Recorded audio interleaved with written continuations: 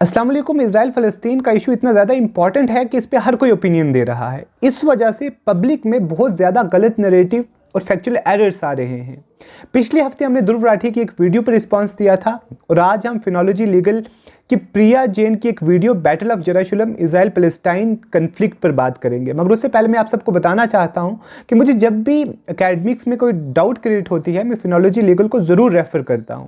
Let's see कि इनका Israel Palestine पर क्या टेक है और मैं ये एक्सपेक्ट करता हूँ, होप करता हूँ कि इन्होंने लीगल एक्सपेक्ट ज़रूर टच किया होगा। Let's see. अब इसे पैलेस्टीनियन इजरायली वॉर कहें या अरब इजरायली वॉर कहें, मिडिल ईस्ट के इस रीजन में पिछले 70 साल से वॉर्स चल रही हैं। 70 साल से नहीं, मुझे लगता है कि इन्होंने 1948 से काउंट किया है, हमें उसके बियॉन्ड भी देखना पड़ेगा। दरअसल ज़ायनिस्ट्स ने उसी दिन पैलेस्टाइन पर अटैक कर दिया था जिस दिन ब्रिटेन की कैबिनेट ने बाल्फोर डिक्लेरेशन में ये अनाउंस किया था कि they are going to back Jewish nation in the heart of Palestine. फिर उसके बाद ब्रिटेन की फोर्सेस की मदद से ज़ायनिस्ट्स ने बहुत ज़्यादा जो वहाँ पर इंडिजीनियस अरब्स रह रहे थे उनको वहाँ से एग्जाइल किया, बहुत सारों को कत्ल भी कर दिया। इस अटैक की इंटेंसिटी का अंदाज़ा आप इस बात से लगा सकते हैं कि वालिद रशीदी अपनी किताब हेवन टू कन्क्विस्ट में ये मेंशन करते हैं कि सिर्फ 1936 से लेकर 1939 तक at least 10% of the male populations of the Muslim Arab was either exiled or killed. So it is not only from 1948 but beyond as well. ये जो एक पीस ऑफ लैंड है ये किसके कंट्रोल में रहेगा, ये किसका कैपिटल बनेगा। अब चाहे आप लैंड और बॉर्डर डिस्प्यूट की नज़रों से देखें या चाहे रिलीजियस सेंटिमेंट से देखें, दुनिया में शायद ही कोई और ऐसा एक पीस ऑफ लैंड होगा जो जेरूसलम से ज़्यादा इंपॉर्टेंट है। इसी टॉपिक में मैंने एक डिटेल्ड वीडियो भी बनाई है, तो अगर आप किसी कॉम्पिटिटिव एग्जाम के लिए प्रिपेयर कर रहे हैं तो उस वीडियो की लिंक आपको यहाँ और नीचे डिस्क्रिप्शन पर मिल जाएगी। हे एवरीबॉडी, मैं हूँ प्रिया और आप देख रहे हैं फिनोलॉजी लीगल। चलिए आज की वीडियो शुरू करते हैं जिसमें हम ये जानेंगे कि जेरूसलम इतना इंपॉर्टेंट क्यों है, क्यों दोनों साइड्स इजराइल और पैलेस्टीन इसे चाहते हैं। ज्यूज, क्रिश्चियंस और मुस्लिम्स तीनों के ही बहुत स्ट्रॉन्ग कनेक्शन है इस रीजन से और इसीलिए तीनों ही इसके लिए लड़ते हैं। पर इन रिलीजन्स में कुछ कॉमन भी है। इन तीनों की होली बुक तोरा, बाइबल और कुरान इब्राहिम और जेरूसलम की बात करते हैं। तो कुछ 4-4.5 हजार साल पहले इब्राहिम, जिन्हें इन रिलीजन का फादर कहा जाता है, उनके 2 बेटे थे। सबसे बड़ा बेटा इस्माइल जो मुस्लिम्स के प्रॉफिट थे और दूसरा बेटा आइसैक जो ज्यूज और क्रिश्चियंस के इम्पॉर्टेंट फिगर थे। यहाँ पर एक फैक्चुअल एरर है। जो आइसक या इसहाक है ये सिर्फ ज्यूज और क्रिश्चियंस के इंपॉर्टेंट फिगर नहीं है। Isaac is also prophet of Islam, यानी कि जो प्रॉफिट इसहाक हैं वो उतने ही ज़्यादा इंपॉर्टेंट है मुस्लिम्स के लिए जितने कि मुस्लिम्स के लिए प्रॉफिट मोहम्मद या प्रॉफिट इब्राहिम या प्रॉफिट इस्माइल इंपॉर्टेंट है। Peace and blessings be upon them all. बात करते हैं जेरूसलम की, तो ये तीनों ही रिलीजन इस एरिया को अलग अलग नाम से मेंशन करते हैं। जैसे ज्यूज इसे हिब्रू में येरूशलाइम कहते हैं, मुस्लिम्स इसे अल-कुद्स कहते हैं, वहीं क्रिश्चियंस इसे सालेम कहते हैं। सबसे पहले बात करते हैं ज्यूज की, तो जेरूसलम उनका एक स्पिरिचुअल होमलैंड है जहाँ के टेम्पल माउंट में ज्यूज के टेम्पल्स थे और यहाँ पर जो वेस्टर्न वॉल है ये उन्हीं टेम्पल्स का अवशेष है और ज्यूज के लिए ये उनकी होलीएस्ट साइट है। अब बात करते हैं मुस्लिम्स की, तो जेरूसलम इस्लाम की 3rd होलीएस्ट साइट है मक्का और मदीना के बाद और यही है डोम ऑफ द रॉक जहाँ से प्रॉफिट मोहम्मद जन्नत गए थे। सिर्फ जन्नत ही नहीं बल्कि prophet Muhammad peace and blessings be upon him यहाँ से अल्लाह से मिलने गए थे, जिसको इसरा वल मेराज भी कहा जाता है। और इसके अलावा it's not only about Dome of Rock, इसके साथ साथ जो सिल्वर टॉम्ब है और जो मस्जिद किबली है और ये पूरे का पूरा जो कंपाउंड है ये मस्जिद अल अक्सा में इंक्लूड होता है। और यहाँ पर प्रॉफिट मोहम्मद ने सारे प्रॉफिट्स को नमाज भी पढ़ाई थी, इसलिए भी मुस्लिम्स के लिए इंपॉर्टेंट है। और इसके अलावा एक और वजह से मुस्लिम्स के लिए मस्जिद अल अक्सा इंपॉर्टेंट है क्योंकि खाना काबा से पहले आज जितने भी मुस्लिम्स हैं थ्रू आउट द वर्ल्ड सारे के सारे काबा की डायरेक्शन में नमाज पढ़ते हैं। मगर खाना काबा से पहले जो डायरेक्शंस थी मुस्लिम की वो मस्जिद अल अक्सा ही थी, इसलिए मस्जिद अल अक्सा मुस्लिम्स के लिए उतनी ही इंपॉर्टेंट है जितना खाना काबा या मस्जिद अल नबवी इंपॉर्टेंट है। अब बात करते हैं क्रिश्चियंस की, यहाँ है चर्च ऑफ द होली सेपल्कर जहाँ जीसस का क्रूसिफिकेशन और रिसरेक्शन हुआ था। पर अब आप ये सोच रहे होंगे कि इब्राहिम का जेरूसलम से क्या रिलेशन है और ज्यूज यहाँ पर पहुंचे कैसे। तो चलिए पूरी पिक्चर समझते हैं और यहाँ से आपको पहले क्वेश्चन का आंसर मिलेगा कि ज्यूज क्यों क्लेम करते हैं कि इजराइल उनका देश है। तो ओल्ड टेस्टामेंट के हिसाब से गॉड ने इब्राहिम और उनके लोगों से ये कहा कि वो इस शहर में जाकर बसे जो मॉडर्न डे इज़राइल है। इस एरिया का अर्लीस्ट कॉमन नाम था केनान। ज्यूज इस कंट्री को एरेज इज़राइल या लैंड ऑफ इज़राइल कहते हैं। 1000 BCE में किंग सॉल ने यहाँ पर अपनी इजरायली किंगडम एस्टैब्लिश की। जेरूसलम में बनाया फर्स्ट ज्यूइश टेम्पल और ज्यूइश कनेक्शन के लिए इस एरिया का नाम रखा जुडेया। किंग सोलोमन की डेथ के बाद ये किंगडम 2 पार्ट्स में स्प्लिट हुआ, इजराइल और जुडेया। अब हर किंगडम की तरह इसे भी अलग अलग लोगों ने रूल किया। पर्शियंस ने, ग्रीक्स, रोमन्स, अरब्स, इजिप्शियंस और ओटोमन्स ने। अब जब रोमन्स यहाँ आते हैं तो इस शहर का उसका ज्यूइश कनेक्शन काटने के लिए वो इस शहर का नाम बदलते हैं, जुडेया से पैलेस्टीन कर देते हैं। अभी जो पैलेस्टीन वर्ड है ये फिलिस्तीन से आता है, तो ये वो एरिया डिनोट करता है जो फिलिस्तीन इन्वेडर्स ने ऑक्यूपाई किया था। रोमन एम्पायर में ज्यूज का वाइड स्प्रेड परसिक्यूशन होता है, उनके साथ बहुत त्रासदी की जाती है और धीरे धीरे उन्हें इस एरिया से निकाल दिया जाता है। तो जुडेया के ज्यूज निकल कर यूरोप के डिफरेंट शहर में बसते हैं, पर वो जहाँ जहाँ जाते हैं वहाँ वहाँ उनके साथ वाइड स्प्रेड परसिक्यूशन, उनका रिलीजियस कन्वर्जन और मास मैसेकर किया जाता है। तो 11th सेंचुरी में क्रूसेडर्स ने लाखों ज्यूज को फ्रांस से भगाया क्योंकि वो ज्यूज को जीसस क्राइस्ट के किलर्स मानते थे जो वहाँ से पोलैंड चले गए। इसी टाइम स्पेन में भी उनके साथ हुआ ग्रेनाडा मैसेकर जिसमें 4000 ज्यूज मारे गए थे। इसके बाद 14th सेंचुरी में अफ्रीका और यूरेशिया में एक प्लेग फैलने लगा था जिसका नाम था ब्लैक डेथ, जिससे यूरोप की लगभग आधी पॉपुलेशन खत्म हो गई थी। तब ये रूमर फैलाए गए थे कि ज्यूज जानबूझकर पानी के कुओं में जहर फैला रहे हैं और 900 ज्यूज को जिंदा जलाया गया। 17th सेंचुरी में येमेन ने ज्यूज के साथ डिस्क्रिमिनेशन किया जिसे मुआवजा एक्साइल कहते हैं, जिसमें येमेन में अब तक रह रहे सारे ज्यूज को एक रेगिस्तान भेज दिया गया था, चाहे वो वहां जिए या मरे। इसके बाद 18th सेंचुरी में इटली में ज्यूज को रहने के लिए एक लिमिटेड एरिया ही दिया जाता था और उनका फोर्सफुल रिलीजियस कन्वर्जन कराया जाता था। अब जैसा कि हमने इस वीडियो में डिस्कस किया था कि 1897 में इन सारी चीज़ों से तंग आते हुए थियोडर हर्जल ने स्विट्जरलैंड में एक मूवमेंट स्टार्ट किया जिसका नाम था ज़ायनिस्ट मूवमेंट या ज़ायनिज्म, जो आज के डेट में इजराइल की नेशनल आइडियोलॉजी है। तो ज़ायनिज्म के हिसाब से ज्यूज का अपना खुद का एक स्टेट होना चाहिए जहाँ पर वो शांति से रह सके, और इसी मूवमेंट में डिसाइड किया गया कि पैलेस्टीन में ही ज्यूइश होमलैंड बनाना चाहिए उनके रिलीजियस कनेक्शन की वजह से। यहाँ पर आप एक चीज़ नोट करें कि कम्युनिटी को through out the world suppress किया जा रहा है और अब वो उस सप्रेशन से तंग आकर ये डिसाइड करते हैं कि हमें through out the world suppress किया जा रहा है, इसलिए हम फ़लस्तीन में जाकर फ़लस्तीन के लोगों को सप्रेस करते हैं और उनको उनके घरों से बाहर निकाल कर वहाँ पर रहते हैं जिनका कोई इस पूरे के पूरे ऑपरेशन से कोई लेना देना ही नहीं था।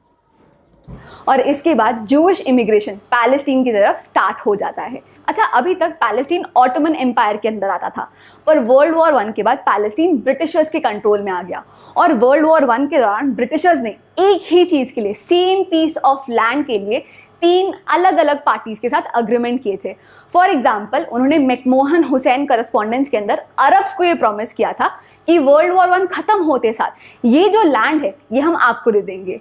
बाल्फोर डिक्लेरेशन में उन्होंने ज्यूज के साथ एक अग्रीमेंट किया था कि वो यहाँ पर अपना एक ज्यूइश होमलैंड बना सकते हैं, और साइक्स पीको अग्रीमेंट के अंदर उन्होंने फ्रांस के साथ ये अग्रीमेंट किया था कि ये जो एरिया है ये आपके और मेरे दोनों के कंट्रोल में रहेगा।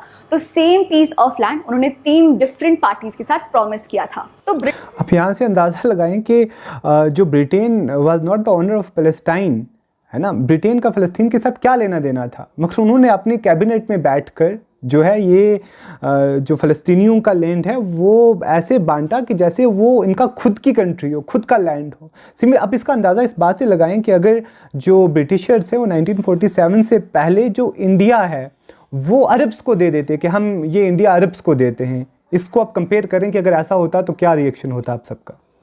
ब्रिटिशर्स ने जो प्रॉमिस अरब्स को किया था उसके हिसाब से पूरा का पूरा पैलेस्टीन उनके कंट्रोल में रहेगा, पर बाल्फोर डिक्लेरेशन में जो प्रॉमिस उन्होंने ज्यूज को किया था उसके हिसाब से पैलेस्टीन में एक ज्यूइश नेशनल होम बनाया जाएगा। इस कारण हर साल ज्यूइश इमिग्रेशन बढ़ते जा रहा था और कन्फ्लिक्ट भी बढ़ते जा रहे थे। इसके बाद होता है वर्ल्ड वॉर 2 का होलोकॉस्ट, जिसमें 60 लाख ज्यूज को मारा गया। इस कारण यूएस, रशिया और पैलेस्टीन में ज्यूइश इमिग्रेशन एकदम से बढ़ जाता है। वर्ल्ड वॉर 2 के खत्म होने तक पैलेस्टीन की 33% पॉपुलेशन ज्यूज की।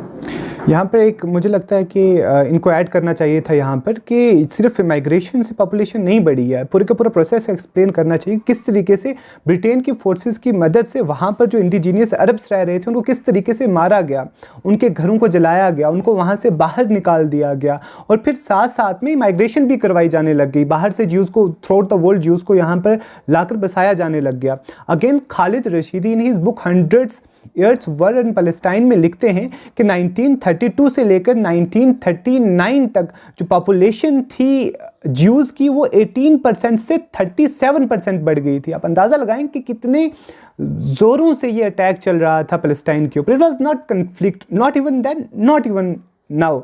ये एक यूनिलैटरल अटैक था पैलेस्टीनियंस के ऊपर।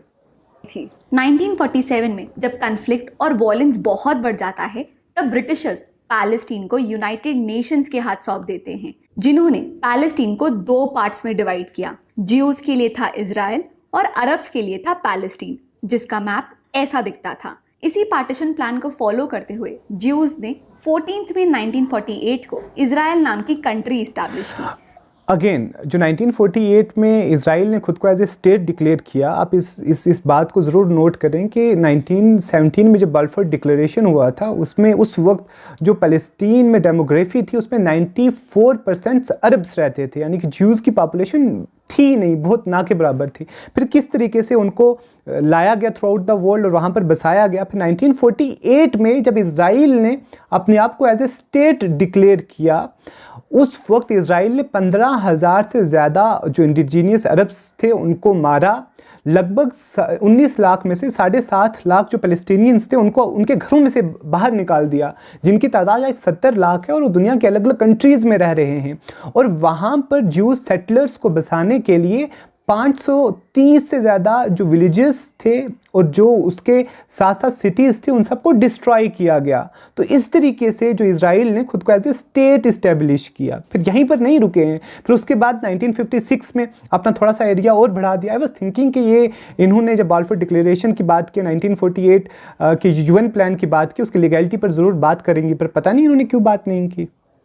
एक के बाद एक वॉर चलती रही जिसमें ऑलमोस्ट हर बार इजराइल की ही जीत हुई। 1967 के 6 डे वॉर में अकेला इजराइल बाकी अरब नेशन से जीत हासिल करके अपने एग्जिस्टिंग साइज से 3 गुना बड़ा बन जाता है। यहाँ पर लीगैलिटी की बात करनी बहुत इंपॉर्टेंट थी। सिर्फ 3 गुना ज़्यादा नहीं बढ़ जाता है, बल्कि वहाँ पर जो सेटलर कॉलोनीज़ बनाई जा रही थी वो इंटरनल मिशन था इजराइलीज़ का कि जो यूनाइटेड नेशन ने जो लैंड 45% ऑफ द लैंड जो फ़लस्तीन का पूरा लैंड था उसमें से फ़लस्तीनियंस को सिर्फ 45% दिया गया। उस 45% पर भी सिर्फ कब्जा ही नहीं किया बल्कि वहाँ पर सेटलर कॉलोनीज़ भी बनानी शुरू कर दी। पर 1967 के 6 डे वॉर के बाद मोस्ट ऑफ द जेरूसलम का कंट्रोल अब इजराइल के पास है, जिसमें ईस्ट जेरूसलम और ओल्ड सिटी भी शामिल है जो ऑक्यूपाइड पैलेस्टीनियन टेरिटरी का पार्ट है। इसके बाद 1987 में होता है फर्स्ट इंतिफादा, जिसमें पैलेस्टीनियंस इजराइल के अगेंस्ट प्रोटेस्ट करते हैं। इस बीच इजराइल 2 पीस अग्रीमेंट भी साइन करता है। इजिप्ट के साथ किया गया कैंप डेविड अकॉर्ड और पैलेस्टीन लिबरेशन ऑर्गेनाइजेशन PLO के साथ हुआ Oslo Accord. Oslo Accord sign करने के 5 साल के अंदर ही इजराइल और पैलेस्टीन के बीच में जेरूसलम का इशू, राइट्स ऑफ रेफ्यूजीज और वेस्ट बैंक में सेटलमेंट्स का कुछ इलीगल सेटलमेंट्स का कुछ सल्यूशन निकलना था। पर ऑस्लो अकॉर्ड के टर्म्स पूरे ना होते देख 2000 से 2005 में हुआ सेकेंड इंतिफादा, जो काफी ज्यादा वॉयलेंट था, जिसमें सुसाइड बॉम्बिंग्स, राइट्स और अटैक्स हुए, जिससे पैलेस्टीन में 3000 और इजराइल में 1000 लोगों की मौत हुई। ये वही टाइम था जब पैलेस्टीन में हमस नाम का ऑर्गेनाइजेशन पॉपुलर हो रहा था अपने लोगों के राइट्स प्रोटेक्ट करने के लिए। सेकेंड इंतिफादा के खत्म होने तक इजराइल गाजा से हट चुका था और टेररिस्ट एक्टिविटीज रोकने के लिए ऑपरेशन डिफेंसिव शील्ड लॉन्च। अगर हम ऑपरेशन डिफेंसिव शील्ड की बात करें तो इस ऑपरेशन में इजराइल ने कम से कम 500 फ़लस्तीनियों को मार दिया था, जिसमें से अक्सर सिविलियंस थे। 1500 सिविलियंस इसमें इंजर्ड हुए थे और 2800 रिफ्यूजी होम्स को इजराइल ने पूरी तरीके से डिस्ट्रॉय कर दिया था। अंदाज़ा लगाएं कि ये वो रेफ्यूजीज़ थे जिनको उनके घरों से निकाल कर वहाँ पर सेटलर ज्यूज बसाए गए थे। अब जब वो किसी रेफ्यूजी होम्स में रह रहे थे, अलग अलग जगहों पे जाकर वो रह रहे थे, कोई बेचारा किसी हालत में रह रहा था, अब उनको वहाँ पर जाकर भी उनके घरों को डिस्ट्रॉय किया गया। और इसके अलावा 50 स्कूल इजराइल ने डिस्ट्रॉय किए थे जहाँ पर फ़लस्तीनी बच्चे पढ़ते थे, और 53 चिल्ड्रन को भी मार दिया गया था इस operation defensive shield which was against terrorism. 2006 में हमस पैलेस्टीनियन लेजिस्लेटिव इलेक्शन जीतता है और उसकी मांग है कि 1967 में इजराइल और पैलेस्टीन के बीच जैसी बॉर्डर्स थी वो फिर से वैसी हो जाए, पर हमस इजराइल को स्टेट मानने से इनकार करता है। अगेन फैक्चुअल एरर, अगर आप जो हमास का 98 का चार्टर पढ़ेंगे, जो हमास का चार्टर है उसके मुताबिक हमास इजराइल को एज ए स्टेट तो बिल्कुल रिकॉग्नाइज नहीं करता है, but they are in favour to liberate whole Palestine, यानी कि जहाँ पर इजराइल ने अपनी कॉलोनी बसाई है, सेटलर कॉलोनी, हमास इजराइल को सेटलर कॉलोनी के हिसाब से तस्लीम करता है, नॉट एज ए स्टेट। तो according to Hamas they are in favour to liberate whole Palestine. सिर्फ 1967 की बाउंड्रीज ही नहीं, बल्कि जो 1917 से पहले जो पैलेस्टाइन था, they are in favour to liberate that whole Palestine. दरअसल हमस द्वारा अपनाए गए तरीके जैसे सुसाइड बॉम्बिंग्स के कारण बहुत सारी कंट्रीज हमस को एक टेररिस्ट ऑर्गेनाइजेशन मानती है। टेररिस्ट ऑर्गेनाइजेशन जो कंट्रीज मानती है उनका बहुत बड़ा क्लेम ये है और रीज़न ये है इसको टेररिस्ट ग्रुप डिक्लेयर करने का कि इजराइल ने बैन लगा के रखा हुआ है फ़लस्तीनियों पर किसी तरह का भी आम ग्रुप इस्टेब्लिश करने के लिए। आप अंदाज़ा लगाएं कि Hamas is an elected government in Gaza, तो बट क्योंकि इजराइल नहीं चाहता कि वो अपना एक आर्म्ड ग्रुप फॉर्म करें, तो इसलिए वो टेररिस्ट ग्रुप है। आप अंदाज़ा लगाएं कि ये ऐसी बात है कि पाकिस्तान इंडिया पर ये बैन लगा दे कि इंडिया जो है वो अपना कोई भी आर्म्ड ग्रुप या आर्मी या पुलिस नहीं फॉर्म करेगा, अगर करेगा तो वो टेररिस्ट होगा। तो अब जो अलाइज हैं इजराइल के, वो भी हमास को एक टेररिस्ट ग्रुप मानते हैं, but there are hundreds of countries जो हमास को लेजिटिमेट आर्म्ड ग्रुप मानती है। अब चल रहे कन्फ्लिक्ट में जब पूरी दुनिया की नज़रें इजराइल और पैलेस्टीन के ऊपर है, क्या आपको लगता है कि हाँ कोई नेक्स्ट पीस अग्रीमेंट दोनों के बीच में साइन किया जा सकता है? क्या अब भी 2 स्टेट नेशन बन सकते हैं? अगर हाँ तो ये मुझे कमेंट करके ज़रूर बताएं। देखिए, वीडियो से शुरू होने से पहले मैंने एक बात कही थी कि I was expecting legality on the subject, वो कहीं पे भी डिस्कस नहीं हुई है। और उसके अलावा ये ऐसा लग रहा था कि ये सिर्फ एक तरफ की स्टोरी है, यानी कि ज्यूज़ पे through out the world prosecution हो रहा था और Jews were in dire need of homeland, जो कि सच बात है कि Jews were in dire need of homeland. But इसका मतलब ये हरगिज़ नहीं है कि ये कम्युनिटी जिस पे ऑपरेशन हो रहा है वो जाकर किसी दूसरी कम्युनिटी को उनके घरों से बाहर निकाल कर, उनको मार कर, उनको ज़ख्मी कर कर, उनको वहाँ से डिस्पोजेस कर कर वहाँ पर रहने लग जाए। This is not at all justified. और moreover I was expecting कि जो एट्रोसिटीज़ पैलेस्टीनियंस पे हो रही है उस पर बात होगी, उस पर बिल्कुल भी बात नहीं हुई। सिर्फ thank you so much for your time. Let me know कि आपको ये वीडियो कैसी लगी।